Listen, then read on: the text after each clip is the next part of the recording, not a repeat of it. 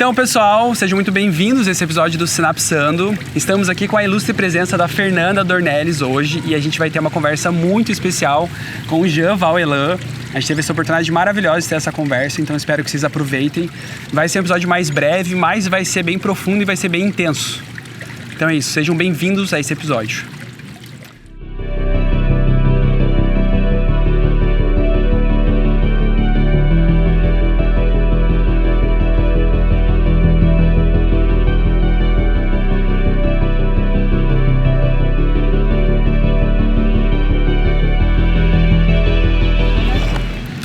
Posso começar com alguns questionamentos? Pode, porque eu tenho uma lista aqui. Tá. Pode começar com os seus aí. Tá, eu queria falar com você sobre amor, tá? Amor nesse universo e a criação desse universo. Eu acho muito interessante a tua obra, os teus textos, tudo que você traz, o teu conteúdo, concordo com muita coisa. Só que o ponto que eu queria dialogar é sobre, às vezes você traz uma visão muito catastrófica e trágica do universo, como se ele fosse um erro, um deslize de Javé, uma doença, uma infecção generalizada, né? E eu consigo visualizar essa infecção, a gente consegue visualizar isso no mundo, várias doenças, várias coisas bizarras que acontecem na nossa realidade. Só que tem também coisas maravilhosas e incríveis que acontecem no mundo, né? Muito amor que transborda em várias questões. E eu vejo a coisa um pouco de uma forma mais planejada, de uma forma mais inteligente, de amor, de não só uma tragédia de doença, de infecção, tá?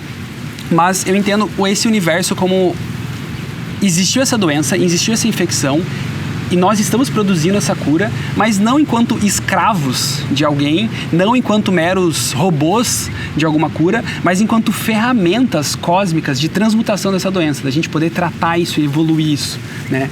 Pautado numa coisa magnífica e elegante do amor, de o universo trazendo a gente enquanto essa cura, esse remédio para essa doença cósmica.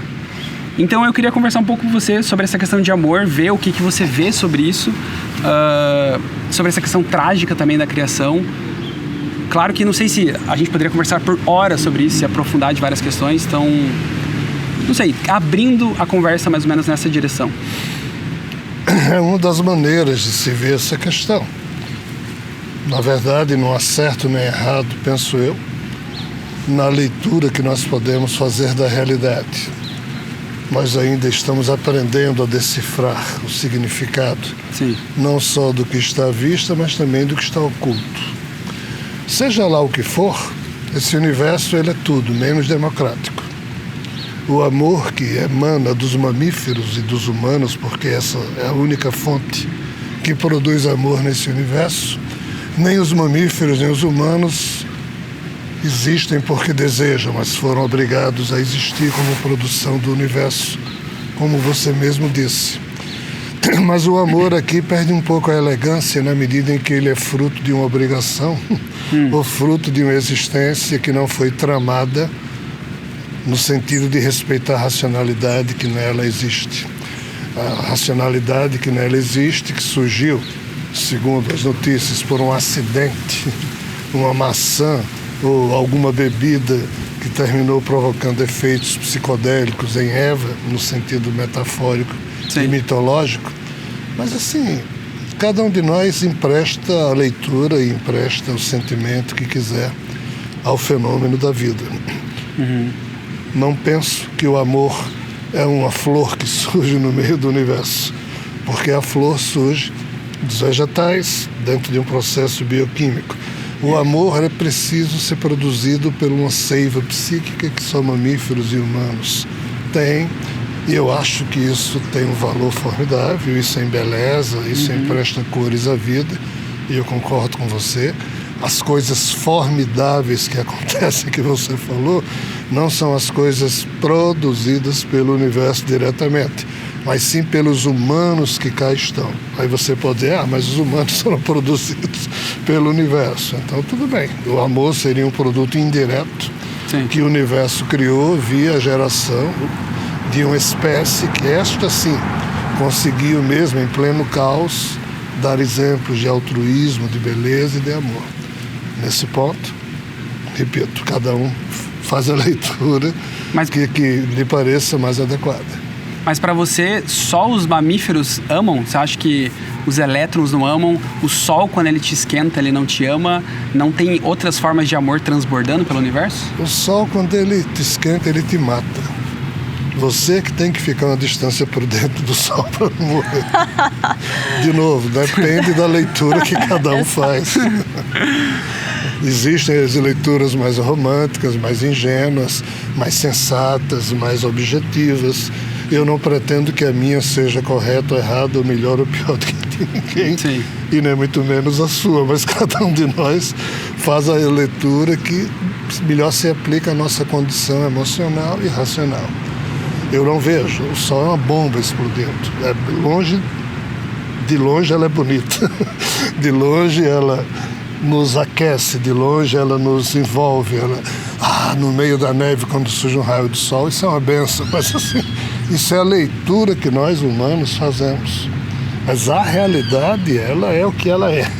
E a realidade diz que aquilo ali que está brilhando é uma bomba explodindo permanentemente. Se você chegar perto, fica feia a coisa. Algo e você não morre. romantizado, Então, né? Isso não é um amor.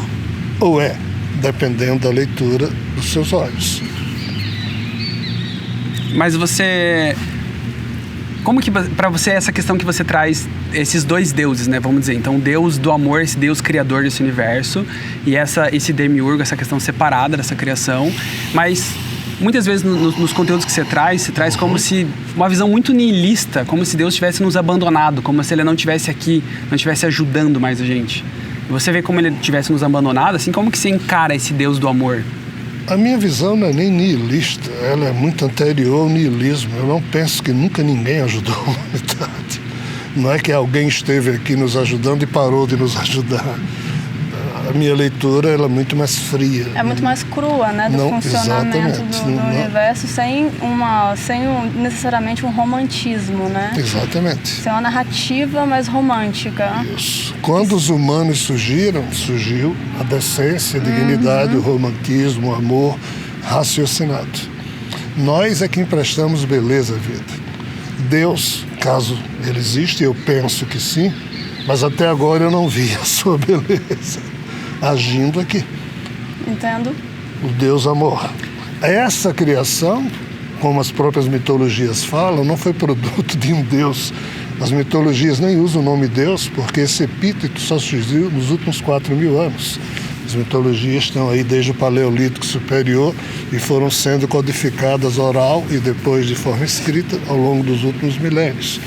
Mas nós é que enchemos as páginas das mitologias com as traduções modernas com o nome Deus, ou epíteto Deus. O que existia eram entes criadores. Esse nome nem existia, né? Nem existia. O nome nem existia. Não, mas se você for pensar, não Deus enquanto esse dedo divino que vem externo e ajuda a gente, mas Deus enquanto todos nós aqui coexistindo. A sua mãe te dando amor, não é Deus te ajudando? Não, é minha mãe me dando amor. É o mérito da minha mãe. Tem mãe que não ama, mas tem ela mãe não é que Deus? ama. É como se fosse uma visão Se separada, você quiser, né? você enxerga como Deus. Aí vai para o panteísmo profundo, eu respeito. Essa visão universal de Deus está em tudo. Isso, panteísmo. É uma forma de se ver. Há o hedonismo, há o teísmo, ao deísmo, ao panteísmo. Então, assim, essas doutrinas ou formas com que a gente pode fazer a leitura da realidade, de novo, repito, respeito-as todas. Tá? Mas eu não sou cativo, nem escravo, nem refém do que elas determinam. Eu faço minha própria leitura que não se enquadra em nenhuma delas. Tá? Sim. Então, se minha mãe me ama, minha profunda gratidão e meu recíproco amor à minha mãe. Mas isso não é Deus, na minha lógica. A mãe que não ama, a mãe que joga o filho fora. Sim. Isso também não é Deus, é aquela mãe. Sim. Porque Deus não faria isso. Então, se Deus é essa mãe não faria isso. Então, assim, é a questão da lógica, da coerência, da leitura que você faz da realidade. É porque eu o João, tenho a minha. Ele é divergente. Eu vejo você já viu aquele filme Divergente? Eu sei do que se trata, mas nunca assisti.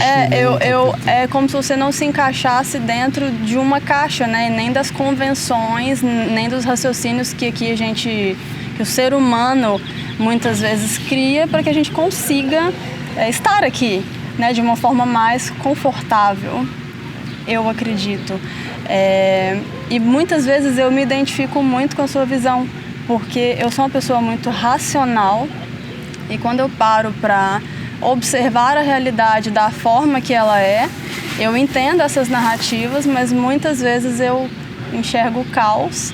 E isso, quando eu paro para trazer um raciocínio do que significa isso, é algo que a gente percebe que o buraco é muito mais embaixo do que aquilo que a gente vê, de certa forma, nas doutrinas e tudo, que é muito belo, né, que dá um calor no coração, mas que muitas vezes realmente eu me identifico com a observação que você faz de longe, de parar e observar de longe, e eu imagino que deve ser muito interessante você ter todas essas vivências e esses contatos, essas experiências que te trazem essa interpretação tão diferente da maioria das interpretações das outras pessoas, né? Eu adoraria tomar da pílula azul, fazendo uso da metáfora da Matrix. Sim. E ver na vida as coisas boas que ela tem, de fato. Né? Sim. Mas assim, eu sou alguém estragado pelas pílulas vermelhas que fui obrigado a tomar. Então, talvez devido a esse meu estrago pessoal, eu não me permita olhar com certa dose de romantismo, mesmo de ingenuidade, para as coisas da vida. Eu olho com a profundidade que eu posso, sem a pretensão de estar certo. É só o meu jeito de olhar, ponto. Eu posso fazer uma pergunta? Claro. É algo assim, é uma dúvida, inclusive, de cunho pessoal, que me traz até um pouco de uma identificação distante, mas ainda assim eu me vejo um pouco nesse seu raciocínio. Você, quando a gente pensa nos superdotados e nos médiums, que eu acredito que talvez seja o seu caso, entendeu? Porque é uma característica muito forte da superdotação, essa racionalização extrema da realidade. Às vezes a pessoa não consegue se encaixar em outras caixas.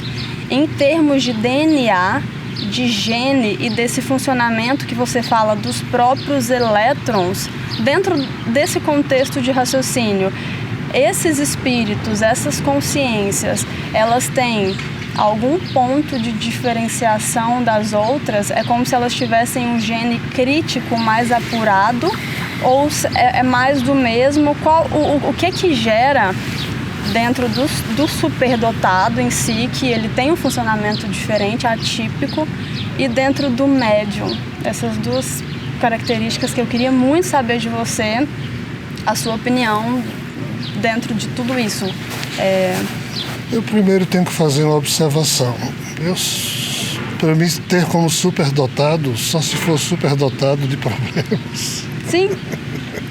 E de outras coisas ao meu redor, mas mentalmente eu sou um ser humano, entre aspas, na média, não tenho nada que outros não têm.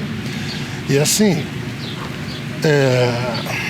no campo do que podemos nos referir à mediunidade de forma segura, eu tenho uma profunda admiração quando eu vejo um Chico Xavier, um Divaldo Franco, pessoas que essas eu considero bonitas, não é o meu caso, que se entregam formalmente e com toda beleza a uma missão de ser usado pelos espíritos via mediunidade para esse ou aquele fim. Nem isso em mim eu também consigo reconhecer, porque eu não o faço de boa vontade. Na verdade, eu esperneio até hoje, porque assim, os espíritos, eles não chegam e fazem: Fernanda, com licença, posso? Não, eles já... Sim, eles às vezes... E mediunidade já é uma coisa que, quando você vê, já está lhe dominando. Eu não acho isso respeitoso. Nem eu. Eu não gosto disso, então eu tenho também dificuldade. Nem eu, entendeu? Eu também não acho nada respeitoso. Entre aspas, eu me acostumei a isso, a conviver com essas questões. Mas assim, eu não aplaudo isso, não gosto. Não me acho médium, eu acho Eu me acho um ser humano que alguém riscou aí, ou rasgou alguns tecidos do espaço-tempo e me aparecem coisas esquisitas que conversam comigo e eu sou obrigado a conviver com isso e fui me acostumando. Mas assim, eu não faço isso de bom grado. Então, nem a questão de superdotado, nem a questão de mediunidade, eu poderia comentar a respeito desses conceitos e dizer implicitamente o que caracterizaria isso, porque eu não sei. Entendi. E eu não vejo nas minhas experiências respostas para poder... Para essas questões. Essas duas questões que você colocou. São questões profundas e muito complexas, especialmente para quem vive isso e muitas vezes busca as respostas e não consegue entender. Eu acho que você agora está respondendo por mim muito bem as perguntas e assim, que você colocou. E busca, inclusive, muitas vezes parece até uma maldição ou algo de muito mau gosto que a pessoa tem que lidar. E eu entendo quando você, igual, quando o Dion coloca para você, você não consegue ver o amor nas coisas. Quando você é exposto a esse tipo de situação que você vive, não que eu viva a mesma coisa, mas eu tenho as minhas vivências mediúnicas não agradáveis, muitas vezes a gente perde essa visão romântica, você enrijece para conseguir aguentar o processo, não é? Então, nesse ponto eu me identifico muito. Eu vejo amor nos seres humanos, eu não vejo amor nos espíritos. Ah, mas um espírito luminoso, ele apareceu, ele só é luminoso. Mas o que é que esse espírito quer? Que você faça tal coisa. O fato de um espírito querer que um humano faça tal coisa.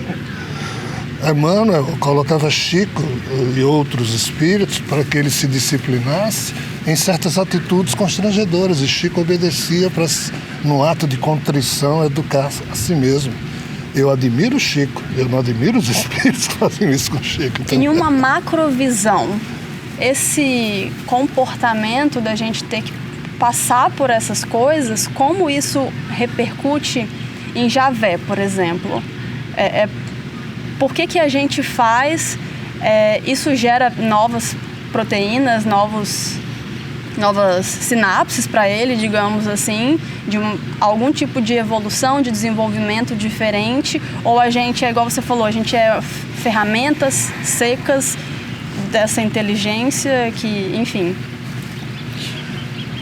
Olha, entender o que efetivamente repercute numa possível reconstrução do Criador caído, como as mitologias falam, e a própria Kabbalah, ou Kabbalah, que mais recentemente surgiu, traz consigo o código do Tikkun, que é uma expressão cabalista que diz que tanto a criação quanto os Deus nela exilado precisam de reparo. Tikkun significa reparo, tanto na obra como no Criador caído. Né? Então, assim, identificar até que ponto, na relação mediúnica de um mentor com um médium, aquilo que está sendo produzido significa um tikkun, que seria uma mudança no genoma do Criador, eu não consigo fazer essa relação. Depende do nível de perturbação. Eu não tenho segurança. Sim. Porque cada caso seria um caso não diferente. Dá para se responder com uma só resposta, toda uma generalidade. Tá? De algo que a gente ainda precisa compreender aos poucos. E o Tikkun cabalístico é algo que a gente ainda precisa compreender aos poucos, como também a mediunidade. Certo. Nós não sabemos muita coisa sobre mediunidade. Eu queria fazer uma pergunta de um tema sensível, mas ao mesmo tempo tem um simbolismo muito forte nele, que no filme da Matrix tem várias cenas que a pessoa precisa se matar para ela acordar da Matrix, né? O Neo precisa pular do prédio, alguém precisa morrer de alguma forma. E na mitologia nórdica tem a passagem de Odin, que ele se enforca na árvore, ele se mata e ele descobre as runas, ele tem toda uma revelação, todo um acesso. Como que você encara essa questão desse se matar nesse sistema? O que eles estão querendo dizer com isso? O que você acha sobre isso? Assim? No fundo é o auto-sacrifício. O sacrifício, chamado em sânscrito de yajna, ele teria o condão de produzir ondas de eflúvios com o tempero do ato do sacrifício que alimentaria todos os seres ao redor. Existe um Upanishad chamado Taittiriya Upanishad que explica como os seres que vivem em realidades alternativas ou paralelas à nossa, eles vão a distância de 10 metros, 50 metros, 100 metros, 200 metros, ainda que estando numa outra realidade, como eles vão se alimentando via o inalar, via o absorver o teor do sacrifício. Então, assim, o chamado autossacrifício de Odin não é no sentido de que Odin morreu. Odin, o tipo de corpo de plasma que ele tinha, ele não morre, ele passa por dores horrendas, o que é pior do que não morrer. Sim. Ou do que, porque o bom seria para ele morrer, para acabar Mas a ele é dor. diferente, a composição do corpo dele não era a mesma, então. Não é biológica, tipo da gente, é corpo de plasma, é corpo de universo vizinho, Sim. é diferente da nossa. Tipo um híbrido. Mas você entende isso Não, quando... seria Não, um um híbrido ser não, demo ser total. Total, porque há metamorfoses, então é algo distinto. Né? Então, assim, ali, na visão que eu tenho, certo? O que importa é o quanto Odin estava disposto a dar dele mesmo na busca de quê? De conhecimento e compreensão. Ele perdeu um olho, ele estava pendurado na árvore, sofrendo para mostrar a si mesmo e ao derredor de que ele era possível de perder tudo, dar tudo, inclusive a própria vida, na busca de entender o significado da vida e dele mesmo. Na minha opinião, essa é a grande mensagem do sacrifício de Odin e do que a gente chama de auto-sacrifício na Matrix. É você perder a vida, mas ganhar um conhecimento. Se você estudar a doutrina dos orixás, você vai ver que muita gente na tradução, na cultura iorubá, morria para se transformar em orixá. É tudo muito estranho. Sim. Mas é isso que está escrito.